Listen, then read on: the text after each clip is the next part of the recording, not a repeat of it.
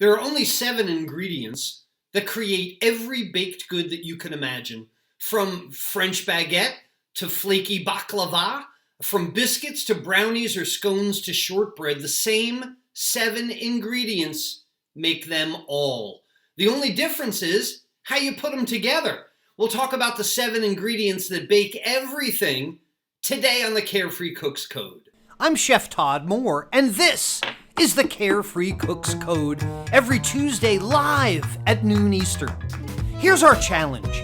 How can home cooks cook freely with creativity, confidence, and pride while ignoring recipes and still impressing themselves and others with what they cook? Well, the answer is found in becoming empowered with how cooking works, using dependable and repeatable methods of cooking that work for any ingredient, for any diet, and any desire, just like chefs do. And we'll know we've cracked it when everyone sees cooking as an exciting and rewarding way to improve their relationships, their lifestyles, and their health through better food and cooking. This is the Carefree Cooks Code. Hey, welcome back to the Carefree Cooks Code, everyone. There I am. This is the weekly show for the methods, the techniques, the insights into better food and cooking. We're live every Tuesday at noon Eastern. And if you're looking for past videos, go to the archive at facebook.com/chef.todd.more/videos. Check out our schedule right now. Tuesdays at noon, Carefree Cooks Code. That's where you are now. Thursdays at 6 p.m. East. We're doing a live cook and chat along now, taking lessons from the past, from about a year ago, playing them so I can be there live to chat along. So don't miss that as well. And then I've also made the promise to be on live every day, 6 days a week, but I don't have a schedule for that. When I think of something, I pop on live and we talk about it. Just like last night when I was making pasta, we talked about shocking the pasta. Nonetheless, how do we do this? How is this all possible? Well, we're Carefree Cooks.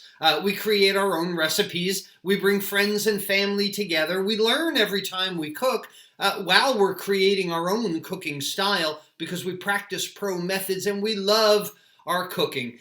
Hey, I was only a few semesters into culinary school, almost twice the age of everyone else at the time, when this concept came to me. And it's the fact that all of baking comes down to just 7 ingredients.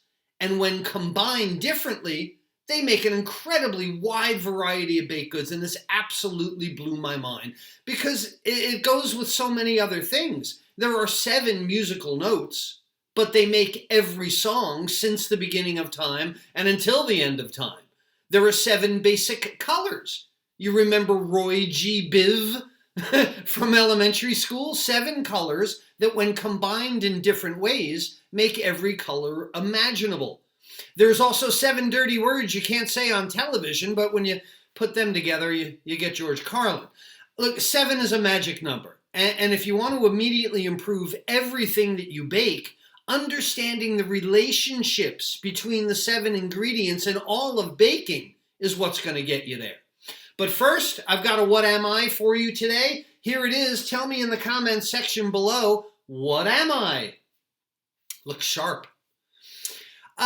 If you're not aware, pardon, if you're not aware, I'm a career changer. You know my background story. I didn't grow up working in restaurants like so many chefs did. I didn't go to culinary school until I was 32 years old, as a matter of fact. But I went with a vengeance, I'll tell you that. I had a whole different career path that was actually working out quite well. I was very good at it, as a matter of fact, the whole sales manager thing. But I hated it, and the reason I quit my sales manager advertising job and enrolled in culinary school 25 years ago was ultimately because I was frustrated by cooking. Would you buy a car from this guy? Or some radio advertising or billboard space? Anyway, you know the story. I liked to cook when I looked like that, but I was pretty bad at it. I imagined myself a really good cook, but the truth was I wasn't good. I wasn't very good at all. I had 5 things that I could make from memory again and again, but that was about it. I was trapped. So I was desperate to learn how cooking worked. Not another recipe that wasn't working for me. I need to know how it works. So I eventually quit this lucrative job that came with a company car and an expense account, and I enrolled in culinary school.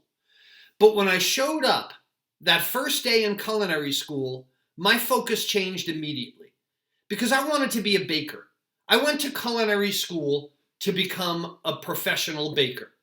The science, the structure, the chemistry of it all, right? The precision of it. Oh my goodness, I was hooked. I was going to graduate from culinary school and I was going to work in a bakery. I was so sure of it.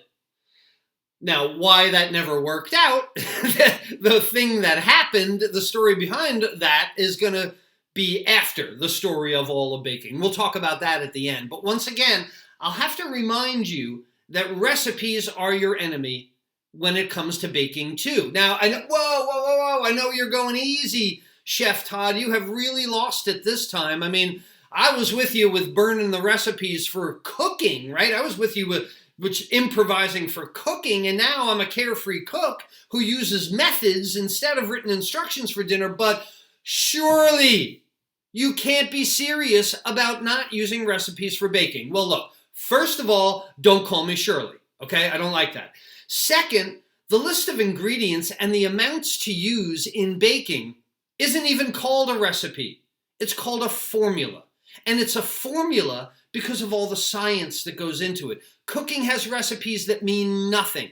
Baking has formulas that mean everything. And what I mean by recipes being useless in baking is that just like cooking recipes, baking recipes will never teach you how to cook. You can follow a gazillion, bazillion, mazillion baking recipes, and you are not going to gain any more insight into how cooking works. You've heard me sing this song before. They list the ingredients, they have the step-by-step instructions, but if you don't understand how these ingredients interact with each other, you can't even follow the recipe. What's the sense of having a roadmap if you don't know which way is north? So that's why I have a totally different approach to teaching baking skills. It all starts with the ingredients. Those 7 ingredients that I mentioned a minute ago, the ones that are responsible for everything that you can possibly bake, are much easier to focus on than the thousands and thousands of baking recipes out there. If you want to learn how to bake again and again and again every day, every time you do it, then go with recipes. If you want to play guitar, isn't it better to learn about music, about notes, and how those same 7 notes come together than trying to memorize every piece of sheet music ever? If you want to paint, shouldn't you know the Roy G. Biv? Shouldn't you know which 2 primary colors make green? And if you really want to curse someone out, shouldn't you know the 7 best words not to use on television, right? Okay, so enough of that. We're going to geek out today. We're going to go deep on baking, dive deeply into the elements and reactions that go into your baked goods so you'll be empowered to make the decisions in your baking, change things for a desired outcome, or just enjoy consistently great results. And I'm going to tell you why I'm not a baker when we're done. All right, so here's the idea. This is a culinary school. This is an entire semester of culinary school in about 20 minutes. So put your seatbelt on. Hold on. The 7 ingredients that are responsible for all of baking are really easy to remember if you put them in alphabetical order. This is the way I teach in culinary school. It's egg, flour, fat, flavor, liquid, leavener, and sugar. EFFFLLS. Okay? Remember it that way. EFFFLSS. So let's get going. Let's start with nature's perfect food, eggs. If you do go scrolling through my archive of videos, the last 12 or 13 years on Facebook or YouTube, you're going to find quite a few about my love affair with an egg. Eggs touch every part of the savory and sweet sides of the baking kitchen. But those are videos you can watch later. We're going to talk about what eggs do for baking. Not much, only first create the structure of a baked good. Egg proteins coagulate to give you the structure of baked products. They're the steel structure that holds up the building. Eggs help emulsify fats and liquids. They contain lecithin, a natural emulsifier, which helps to produce smooth batters. It brings together unmixable items, and ultimately it gives you the volume and texture of the item. Eggs leaven. Beaten eggs incorporate tiny air cells or bubbles. This trapped air expands when it's heated, but it's restrained by the protein web, and this is what lifts your baked good. It has a shortening action. The fat in eggs acts as a shortening. Shortening meaning higher fat. It tenderizes the item. Lean items are low in fats, and they need the fat from within the egg yolk to make them softer and more tender. Eggs bring moisture. Eggs are mostly water, and this moisture, along with the protein, helps in leavening, but it also gives moisture for the flour to gelatinize, absorbing the moisture and swelling under heat. This also contributes to the soft texture of bake items, the moisture. Eggs add flavor. Think of the difference between a brioche instead of a baguette. Same ingredients, just no egg in the baguette. Eggs bring their nutrition with them into your bread, into your rolls, into your pastry. The best metabolizable protein for the human body comes from a chicken egg, and they add color to the item. An egg wash brushed on something gives it a nice baked color, speaking of washing your baguette. So now that you know a little something about eggs, do you also know how to fix your cookies that spread out too much, right? You ever do cookies, they're like this wide, that thin? Well, add egg for more structure.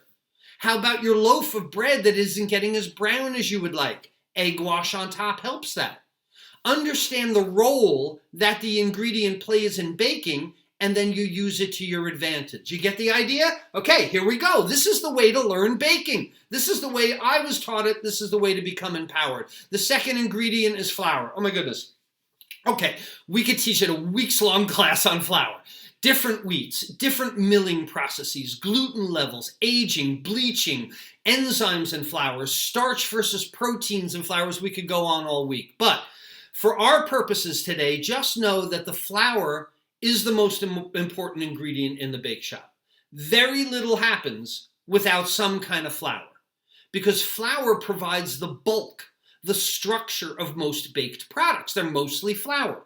And all-purpose flour is the one that's most widely used, but just a little bit of knowledge about other choices can give you different results, maybe the things that you've been searching for that you might be missing. Okay, but here's the thing. I'm talking about wheat flours right now, wheat flours. I'm going to address gluten-free options in just a minute. Just stick with me for the wheat stuff, okay? Wheat flours are considered strong or weak.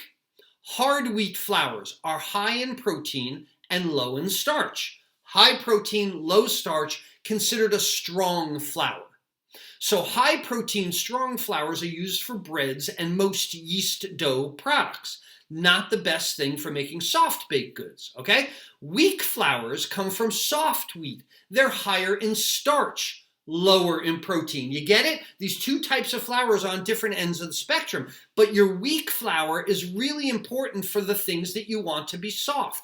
Cakes, pies, cookies, pastries, things like that. You might have just been using the wrong flour the whole time in your cookie, or opposite, the whole time in your bread. So from strongest to weakest, let's rank some flours that you might see in your grocery store. Straight flour. You're not going to see this in your grocery store. Never mind. This is in a commercial bake shop. This is the least processed. This is made from the entire wheat kernel after the German brand had been removed. It's the strongest flour we use in a commercial bake shop. Then you've got a high gluten flour. This blends the strongest wheats into a gluten boosting flour. This is closer to the 00 flour if you make pizza doughs. It's what pizza places use because they need a really flexible and stretchable dough, and it's gluten that gets you there. Then it's patent flour. Patent flour is milled from the inner part of the endosperm of the wheat. This gives you finer particles than milling the part nearest to the bran. Okay, there's two parts of the wheat kernel. Patent flour is the choice for professional bakers because it's highest in protein and lowest in starch, unless they're making soft pastries. Next is clear flour. Clear flour, it's what's left over after the process of making patent flour. In other words, What is left of the endosperm of the wheat kernel, along with some of the bran, is what makes up clear flour. It's a little darker than the patent flour, and not something you're going to find in your grocery store. Here comes all-purpose flour.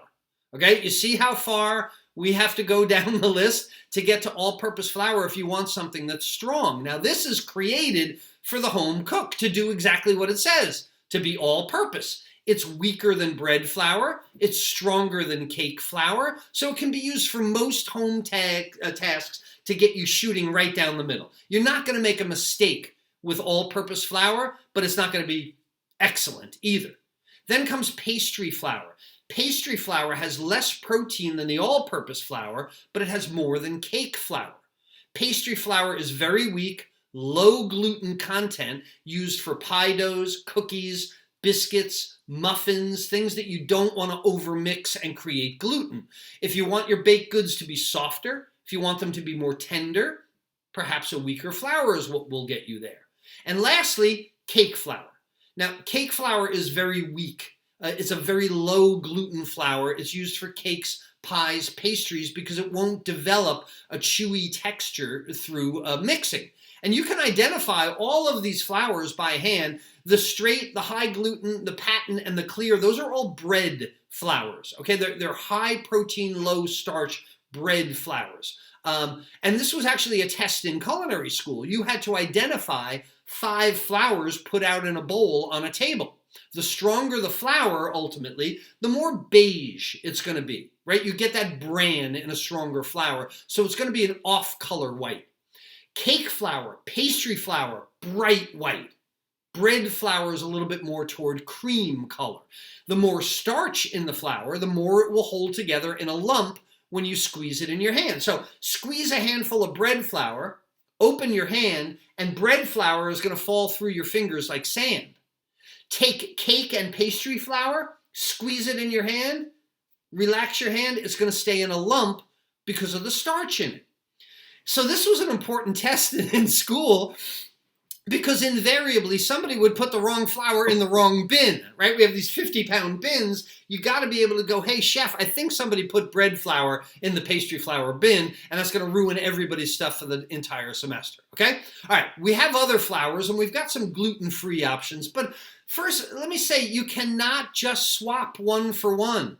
People think I could just swap a non-gluten flour for a wheat flour in a formula. You can't. It's just not that simple because of all the other science that goes on in baking. So there are a lot of variables in this that would also take probably another class or two to cover and go over. But let me give you some of these for our gluten-free friends out there. First is rye flour. Look into rye flour. This might be one of the best for gluten-free diets because it does contain protein, but not the kind that forms gluten.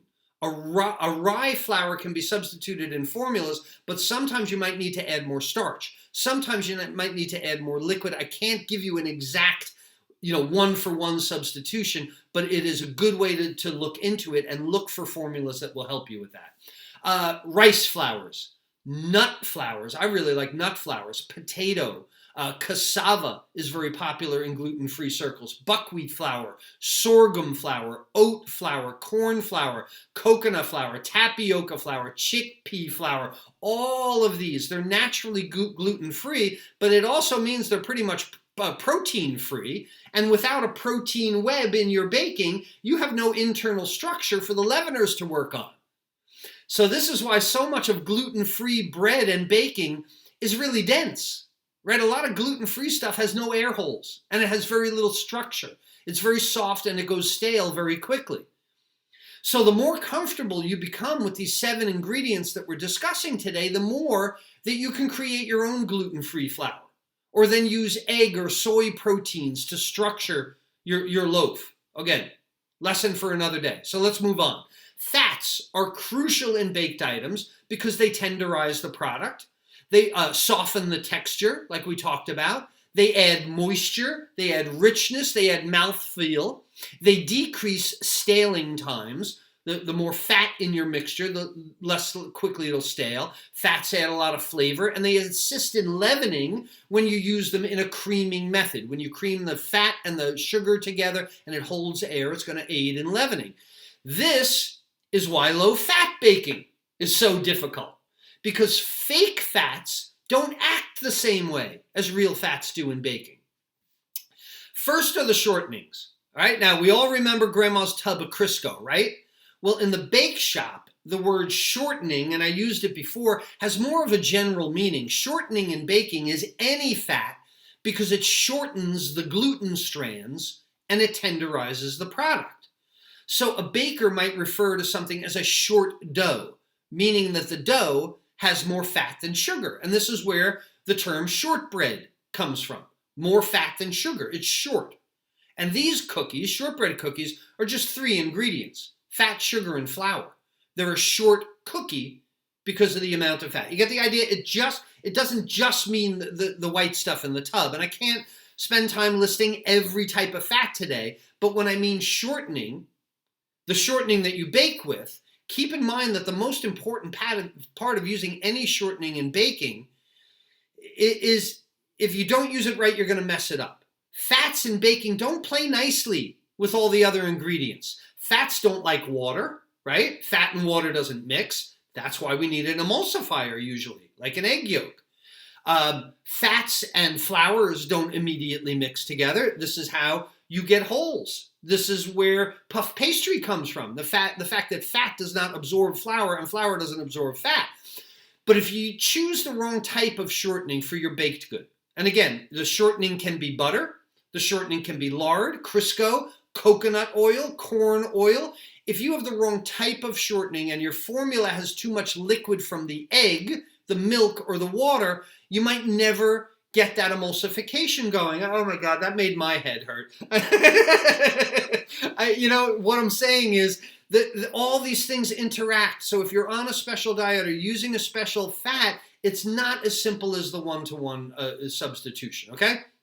Because then you got the wrong type of fat, your batter separates. Have you ever over-creamed cookies or a cake and it turns into a porridge-looking thing? It's because of the fat's ability to hydrolyze, the fat's ability to take the moisture in your batter, and sometimes it just can't. The wrong type of fat or shortening is always the culprit in something baking. Choose your fat in baking for the flavor, for the emulsifying properties, for the moisture level, and the melting point. And it's the reason that regular shortening like Crisco or lard made Grandma's most flaky biscuits. These fats, they don't melt away the way that butter does. They stay there and they create a hole in your baked good. And that's why everybody wants me to tell them how to recreate Grandma's flaky biscuits. Everybody wants to know, Chef Todd, how can you help me recreate Grandma's pie crust? But they don't want to hear the truth. She used lard. And she got eggs from the backyard, also the freshest eggs. And you're not going to do those things, are you? No, I didn't think so. So Grandma's dough recipes live in the past. Next is flavoring. Flavors in baking really come from every ingredient. They come from the freshness of the eggs. They come from the quality of the flour, from the shortenings that you use, either butter or down the line. But they also come when you specifically add a flavor. And the most important flavor in baking is salt. Salt plays a very important role in baking. It strengthens gluten. It inhibits yeast. It excites your taste buds with sodium ions, helping you to prepare for the flavor of it. Any baked good without salt has a very hollow flavor to it. If you've ever baked a loaf of bread and forgotten the salt, it just tastes like there's something missing in the middle. Extracts and emulsions like vanilla, orange extract, lemon, bitters can help increase the contrast of flavor with the other ingredients. Dry spices, well suited for baking because they macerate with the flavors throughout the entire product. So dry spices and milk or liquids have a tendency to make a tea that goes throughout the product. Chocolate is a flavoring in baked goods. Nuts and dried fruits can be added to baked goods for texture and flavor as well. And only you can decide which ones are the best for your baked items. So chocolate chip cookies, walnuts or not? What do you think? Brownies, nuts or not? You can go ahead and comment below if you wanted to. All right, let's get to the engine of baking, the ingredient that really does all the lifting, and these are the leaveners. They're my favorite ingredient for sure because this is really where you really make things happen or not. If you really want a high crested pointed muffin top or pancakes that rise up off the griddle, add more leavener. If you don't want your spritz cookies to lose their shape when you bake them, right? You lay out these nice wreaths at Christmas time, but then you bake them and they're like that. Less leavener might be the key. Leavening is the production of gases in a baked product to increase the volume to produce shape and texture. But this leavening gas is no good if there isn't a roof to hold it in.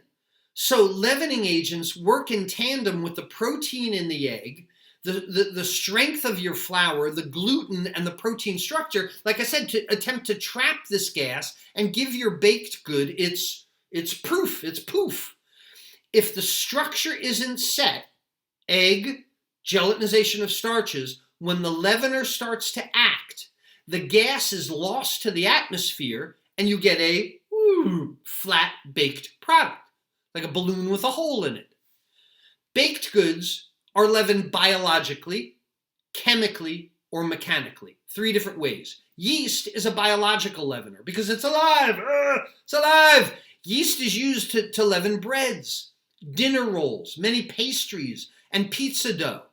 Yeast consumes sugar, releases carbon dioxide in a process called fermentation. Yeast also contributes flavor to baked goods, and a bread that has overproofed, where the yeast dies, again has a very bland, very hollow flavor. Many of our carefree cooks do sourdough. Sourdough is a natural yeast because it's all around us. Pardon, yeast is in the air. If you leave some flour and water out on your windowsill, yeast is going to land on it, start consuming the sugars, belching the CO2. It's going to make your dough bubble. Chemical leaveners like baking powder and baking soda release gas based on a chemical reaction. Baking soda is sodium bicarbonate, and if moisture and acid are present, it reacts and it leavens the product. Heat is not necessary for baking soda to react, and that's why any formula with baking soda should be mixed and baked immediately, because as soon as it hits the moisture, it starts activating. Don't mix up pancake batter and let it sit for 2 hours, because it's going to be exhausted. Baking powder is baking soda with an acid added to it for the reaction. So since they have an acid in there already, they're a lot more versatile because they can be added to formulas that don't contain an acid in the formula to create the reaction. Single-acting baking powder needs only the moisture to react, and it should be baked off immediately, like baking soda. Double-acting baking powder releases some gas when it's cold and moist, but then it releases gas again when it's heated, and that's why double-acting is used when you're baking a lot of cakes and your batter is going to sit around for a while. But it's okay because your leavener in double acting isn't going to spark up until it comes in contact with the heat. But a caution about too much chemical leavener. Remember that these leaveners are sodium bicarbonate. That means it's salt. Too much baking soda or baking powder can leave a very salty, very metallic taste on your taste buds. And the last type of leavener is a mechanical leavener. This basically means any other way to leaven an item without yeast or chemicals. And it's really talking about steam. That's the only one left. In popovers, in your Yorkshire pudding, in beignets, in some types of donuts, it's steam that leavens the product. The protein web catches the steam, whoop, and up goes the muffin, right? But to make steam, we need liquids. Liquids are the next item. We've talked a few times about how important moisture and the evaporation of moisture can be to baking, but just about any liquid can be used in baking. But the characteristics of the liquid will change the interaction with the rest of the ingredients. Let me give you an example. Let's take milk, for example. Yes, milk is a liquid, but it also brings sugar and protein with it. Milk in a batter will brown more than water in a batter because it has lactose, milk sugar.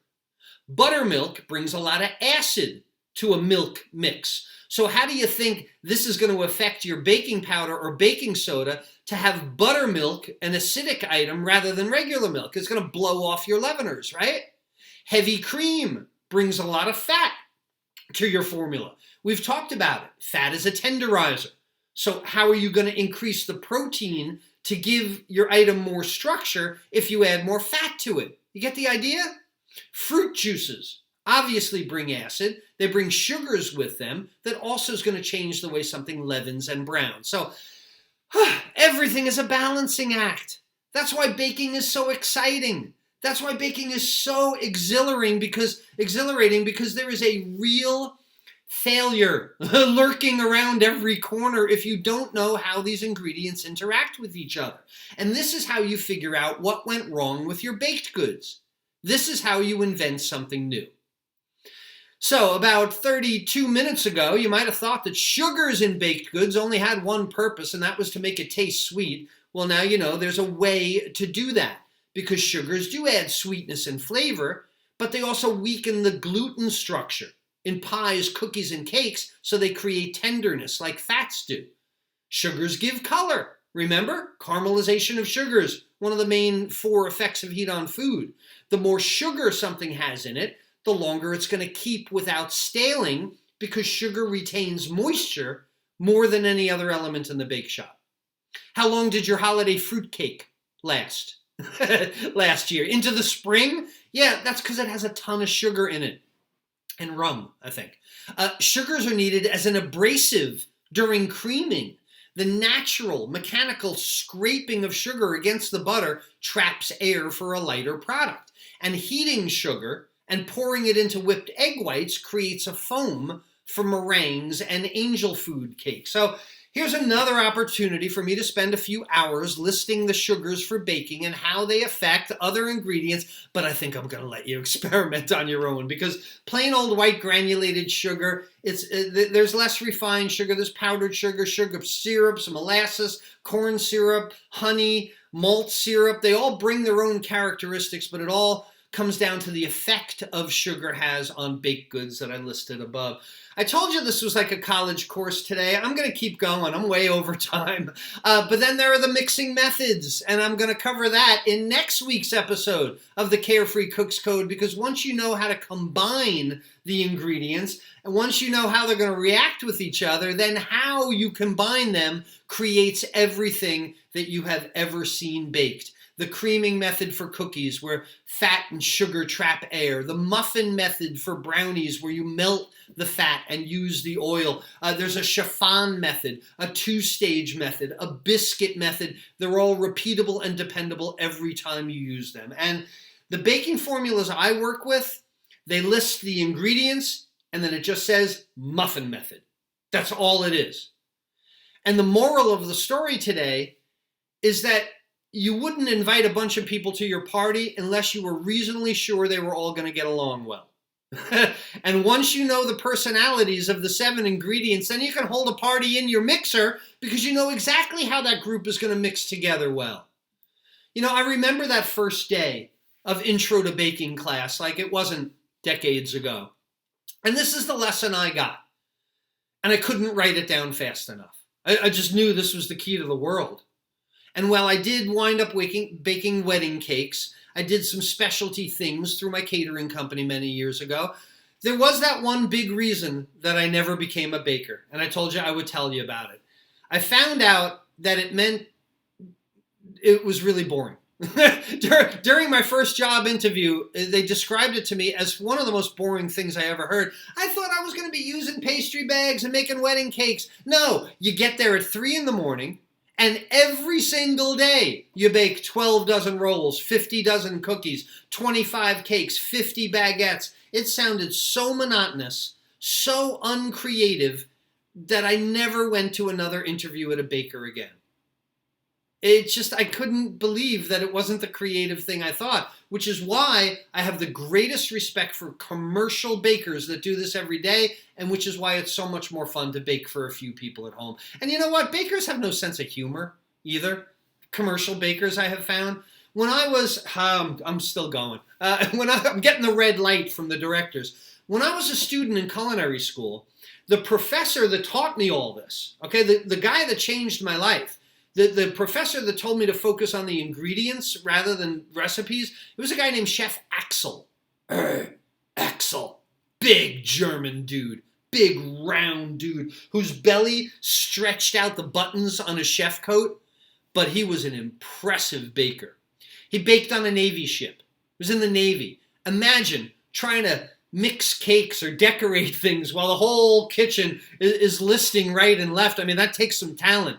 I had an ultimate respect for Chef Axel, and I'm repeating the stuff that he taught me today, 20-something years later, but Chef Axel had no sense of humor whatsoever. I remember one time I was driving on the New Jersey Turnpike, and I approached a toll booth. And the toll booth said, sign at the toll booth said, $2, talking about cars and trucks, $2 per axle is the toll. Well, I thought about this, and when I returned to baking class, smart-ass Chef Todd just couldn't wait to go to humorless Chef Axel and ask him the following question. Hey, Chef, if you and your wife and your 2 kids are driving on the Jersey Turnpike and you come to a toll booth that says $2 per axle, how much do you pay? Well, I thought this was the funniest joke I ever made up. I thought it was hysterical, and I could barely contain myself while everybody laughed behind me.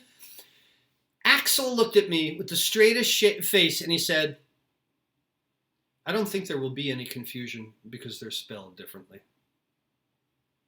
Absolutely straight-faced. Absolutely humorless. So my first job out of culinary school was a chef at an assisted living home, cooking for older people. And I love that job. All right, let's get back to the what am I for today. Finally, you got Culinary College Baking 101 today. What am I today? Well, you bakers should recognize this. This is a bread lame. Lame is what it's called, a bread lame. It's a razor blade for scoring the top of your bread dough before baking. Look, if you know someone who could use a little more leavening and levity to their baking, tell them to focus on the 7 primary ingredients and forget about their recipes. Oh, by the way, like, love, share the video with them as well. And if you've been struggling, if you've been stuck in a rut, cooking the same meals again and again with limited variety, and the cold weather is coming for us here in the Northern Hemisphere, you're going to need some new ideas. And you're going to love this week's free online class because it combines the step-by-step cooking methods that I've been teaching along with creative ideas to get your juices flowing. The class is called the Meal Multiplier Formula to Get Dinner Done. It's where I share my 6-element formula for inventing meals on the fly, and you can choose from the upcoming class times by going to webcookingclasses.com/multiply.